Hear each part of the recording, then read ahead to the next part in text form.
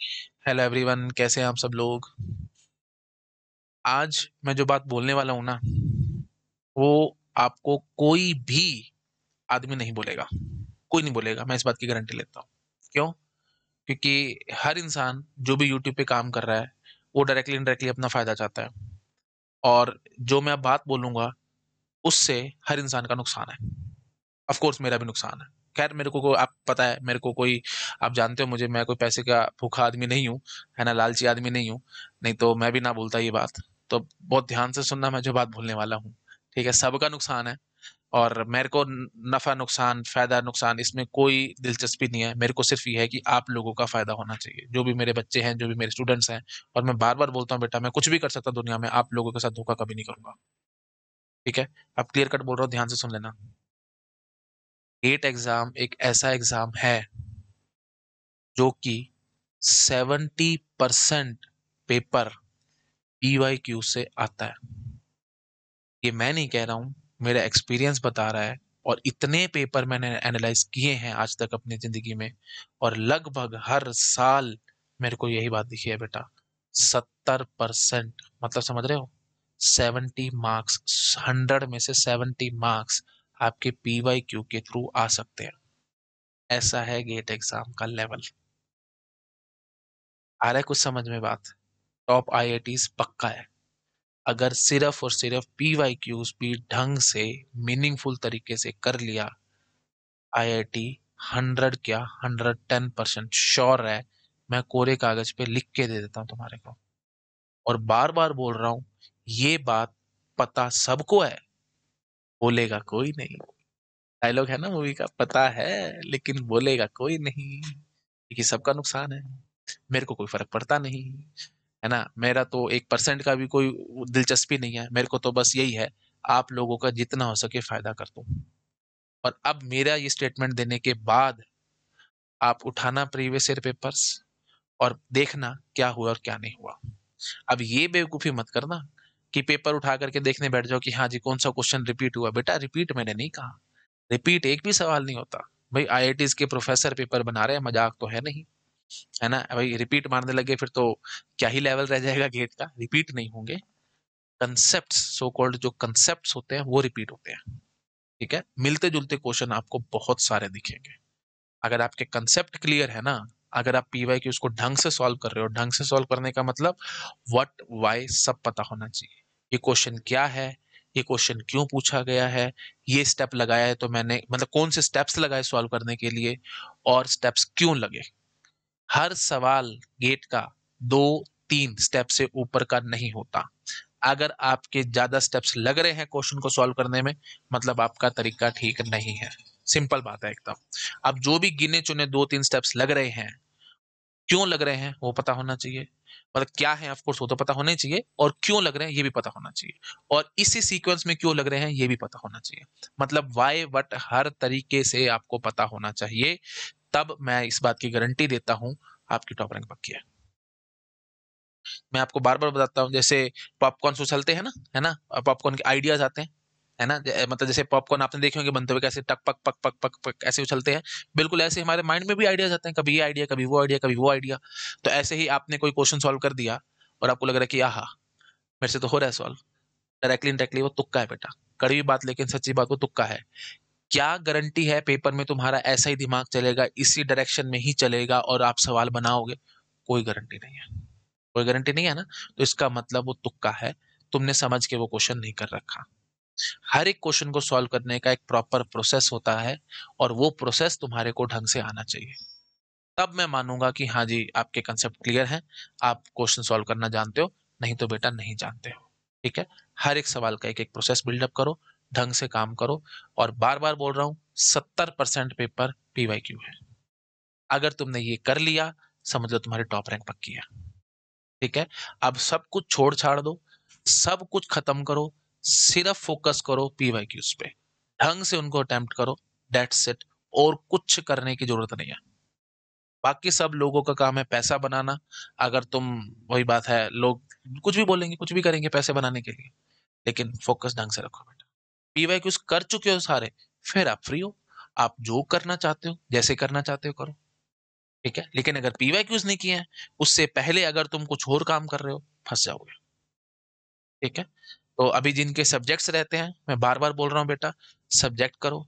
सब मतलब morning evening 2 times हैं दिन में, है ना, दो दो टाइम है। तो जिस भी टाइम पे तुम एक्टिव रहते हो, उस पॉइंट ऑफ टाइम पे नया सब्जेक्ट करो। जैसे कई लोग होते हैं जो रात को एक्टिव होते हैं, कई लोग होते हैं जो दिन में एक्टिव होते हैं। तुम्हारे को पता होगा भी तुम्हारा ब्रेन किस टाइम पे ज्यादा काम करता है। मोस्ट ऑफ द स्टूडेंट्स का तो मॉर्निंग में उठ के करता है, अर्ली मॉर्निंग उठे हैं, अभी सो के उठे हैं। लेकिन कई लोग होते हैं जो देर रात तक जागते हैं, 4-4 5-5 बजे तक, सुबह तक जागते हैं, मैंने देखा है। ऑफ कोर्स बहुत सारे स्टूडेंट्स होते हैं, इनफैक्ट मैं अपनी तैयारी में खुद 2-2 बजे तक रात को जागता था। सुबह आराम से उठता था और दिन में काम नहीं होता था, रात को ही काम होता था सारा, जब शांति होती है। सब अपना अपना ब्रेन है। तो रात को दिमाग चलता है तुम्हारा, तो रात को नए सब्जेक्ट की तैयारी करो, और मॉर्निंग में आपको रिवीजन करनी है। अगर आप दिन में सुबह सुबह एक्टिव रहते हो, मॉर्निंग में न्यू सब्जेक्ट पढ़ो, इवनिंग में रिवीजन टेस्ट एंड सो वो करो। और बार बार बोल रहा हूँ, मिक्स करके काम करो बेटा। दिन को स्लॉट्स में बांट लो और उसके हिसाब से काम करो, एक चीज के पीछे अब नहीं पड़ना। अगर तुम्हारा कोई सब्जेक्ट पेंडिंग है, जैसे सपोज करो डिस्क्रीट मैथमेटिक्स पेंडिंग है, या सीओए पेंडिंग है, या डिजिटल पेंडिंग है, जो भी सब्जेक्ट पेंडिंग है, मुझे इसमें कोई दिक्कत नहीं है। जो भी आपके रहते हैं सब्जेक्ट्स, आपको बेटा ऐसे नहीं करना कि सब्जेक्ट के पीछे पढ़ के इस टाइम वही करते चले जा रहे हो। एफिशिएंसी अगर तुम्हारी यहाँ है ना, वो यहाँ आ जाएगी, इधर से इधर आ जाएगी। क्यों? टेंशन में आओगे कि यार बाकी सारे तो टेस्ट सीरीज दे रहे हैं, बाकी सारे तो पीवाईक्यूज कर रहे हैं, मेरा तो अभी सिलेबस भी कंप्लीट नहीं हुआ, उल्टे सीधे ख्याल फालतू में, है ना। और मतलब इन द सेंस, अगर आप रिकॉर्डेड सेशंस देखते हो, जो भी काम कर रहे हो वो मुझे नहीं पता, है ना, अगर आप सपोज करो से 3 घंटे की रिकॉर्डिंग देख सकते हो, तो आप 1.5 घंटे की रिकॉर्डिंग देखोगे दिन में, और पूरा दिन पानी की तरह निकल जाएगा, पता ही नहीं लगेगा। लेकिन अगर आप मिक्स काम करोगे ना, तो दिन स्लॉट्स में बटा हुआ होगा, तो तुम्हारे को पता होगा कि हाँ जी, दोपहर तक मेरा टाइम है ये रिकॉर्डिंग वाला, और 3 घंटे की रिकॉर्डिंग है। आपको लगेगा कि हाँ जी 11 बज चुके हैं ना, तो 1 बजे तक का मेरे पास टाइम था, 2 घंटे फटाफट रिकॉर्डिंग कर भाई, फटाफट कर, जल्दी जल्दी काम करोगे। नहीं तो क्या लगेगा, पूरा दिन फैला हुआ है, चल यार कर लेंगे, अभी कर लेंगे, थोड़ी देर में कर लेंगे, एंड सो ऑन, आलस आएगा और माइंड उतनी स्पीड से नहीं चलेगा। ठीक है, ये बात ध्यान रखना, बहुत अच्छी फेमस सेइंग है बेटा, डेडलाइन आदमी खुद डिसाइड करता है। तो अगर अगर तुमने एक डेडलाइन सेट कर ली कि मेरे को ये काम हफ्ते में करना है, तो तुम हफ्ते में कर दोगे। उसी काम की डेडलाइन अगर तुमने 1 महीना रखी होगी ना, तो तुम उस काम को 1 महीने में करोगे। और अगर उसी काम की तुमने डेडलाइन 1 दिन की रखी है, तो तुम 1 दिन में भी खत्म कर दोगे। ये सबसे बड़ी बात है हमारे ह्यूमन ब्रेन की, आपको पता ही नहीं आपका ब्रेन कितना कैपेबल है। तो डेडलाइंस के हिसाब से अब काम करो बेटा, ऐसे नहीं कि कुछ भी जैसे आ रहा है चल भाई करते जाएंगे, ऐसे नहीं। ठीक है, तो दोपहर तक आपकी 3 घंटे की रिकॉर्डिंग कट शॉर्ट खत्म हो जानी चाहिए, बाय हुक और बाय क्रुक। उसके बाद अगला चैप्टर शुरू, फिर उसके बारे में सोचना बंद। फिर टेस्ट सीरीज के टेस्ट देना था या पीवाई कुछ करने थे वो करो, फिर उसके बारे में सोचना बंद। शाम हो गई, उसके बाद अपनी रिवीजन शुरू, नोट्स जो पढ़ने थे ऐसे शुरू। मतलब चीजों को ओवर रैप नहीं करना, है ना। अब आपने एक सब्जेक्ट पढ़ा मॉर्निंग में, वही दिमाग में घूमता चला जा रहा है, फिर दोपहर को आप कुछ और कर रहे हो, वो उसी के बारे में सोचते जा रहे हो, और काम कुछ और कर रहे हो, मजा नहीं है। ठीक है, समझ रहे हो मैं क्या करने की कोशिश कर रहा हूँ। तो इस चीज का ध्यान रखो बेटा, है ना। और एक बड़ी फेमस सेइंग है, मेरे को याद नहीं आ रहा, शायद एस्कॉन टेम्पल के जो हैं, उन्होंने बोला था कि जब मैं पानी पीता हूँ तो सिर्फ पानी पी रहा होता हूँ। बहुत बड़ी बात है, इस बात को समझो। जब पानी पीता हूँ तो पानी पीता हूँ मैं सिर्फ, और कुछ नहीं करता। हम क्या करते हैं, जब पानी पी लेते हैं, 1 लाख एक बातें दिमाग में घूम रही हैं, पता नहीं क्या क्या चलता चला जा रहा है। ठीक है ना, तो इस चीज का ध्यान रखो। दिन को स्लॉट्स में बांटो, और टाइम के हिसाब से अपना अपना काम करते चलो। सबसे बेस्ट वे आउट है काम करने का। ठीक है बेटा। एक बात और मेरे दिमाग में आ रही है, मुझे नहीं पता बेटा, सच बता रहा हूँ, आप लोगों ने कहाँ से स्टडी करी है, गेट की कहाँ से क्या किया है। जो सबसे पहला सब्जेक्ट होता है वो होता है डिस्क्रीट मैथमेटिक्स। और रियली में अभी अभी भी मेरे पास बहुत सारे स्टूडेंट्स के ईमेल्स आते हैं, मैसेजेस आते हैं। और कल भी मैंने कई सारे स्टूडेंट से फ़ोन पे बात करी है पर्सनली। ठीक है, क्योंकि कई स्टूडेंट्स होते हैं जो फ़ोन नंबर मांगते हैं। तो अगर आप भी बात करना चाहते हो, आप मुझे ईमेल ड्रॉप कर सकते हो, और फिर अकॉर्डिंगली जब जैसे मेरे पास टाइम होगा, मैं आप लोगों से बात कर सकता हूँ, उसमें कोई दिक्कत नहीं है ना। कल भी मैंने काफ़ी सारे फ़ोन कॉल्स अटेंड किए थे स्टूडेंट्स के, और बहुत सारे स्टूडेंट्स बोल रहे थे मेरे को कि सर हमारा डिस्क्रीट पूरा पेंडिंग है। भाई रियली में मेरे को समझ नहीं आ रहा आप लोगों ने क्या किया है। बट ठीक है, अब जो हो गया सो हो गया, अब तो कुछ बदला जा नहीं सकता, है ना। आपने अपना पूरा जोर लगा लिया होगा, आपने पूरी मेहनत कर ली होगी। बट मैं एक सजेशन दूंगा बेटा, ये गलती मत करो। अगर आप डिस्क्रीट छोड़ के जा रहे हो ना, तो बहुत बड़ी मुसीबत में फंसने वाले हो। सबसे बेस्ट वे आउट है बेटा, उसको अच्छे से कर लो। ठीक है, मेरा पेड कोर्स ज्वाइन कर लो। अब ऑफ कोर्स पूरी यूट्यूब वाली प्लेलिस्ट देखने का तो टाइम है नहीं, आप पेड कोर्स ले लो, सिर्फ 555 रुपीज में मैं दे रहा हूँ आप लोगों को, है ना। गेट 2025 तक उसकी वैलिडिटी है, 1 साल से ऊपर ही आपको मिल रहा है ना। अगर बाय चांस इस बार कुछ दिक्कत है या कुछ भी परेशानी है तो आप 2025 वाला गेट दे सकते हो, उसमें कोई दिक्कत नहीं है ना। मतलब मैं आपको पूरी वैलिडिटी दे रहा हूँ। और बिलीव मी, इस तरीके का कंटेंट आपको कहीं पढ़ने को नहीं मिलेगा, कहीं देखने को नहीं मिलेगा। मेरे फिलोसफी एकदम अलग है, मैं इस तरीके से नहीं चलता। मैं आपको क्वेश्चंस के नंबर नहीं गिनवाऊंगा कि मैंने इतने क्वेश्चन सॉल्व करा दिए, इतने क्वेश्चन सॉल्व करा दिए। कराने को मैं 10,000 सवाल भी करवा दूंगा ना, फिर भी 10,000 एक सवाल जब तुम्हारे सामने आएगा वो तुम्हारे से सॉल्व नहीं होगा। क्यों? क्योंकि डायरेक्टली इनडायरेक्टली वो सब रटने वाली कहानी होती है। जान हमेशा थ्योरी में होती है बेटा, क्वेश्चंस में जान नहीं होती। मैं थ्योरी इतनी अच्छे से पक्के करवा दूंगा ना तुम्हारे को कि क्वेश्चंस आपसे बहुत आराम से और बहुत इजीली अटेम्प्ट होंगे। ठीक है, एकदम सिंपल बात बोल रहा हूँ मैं आपको।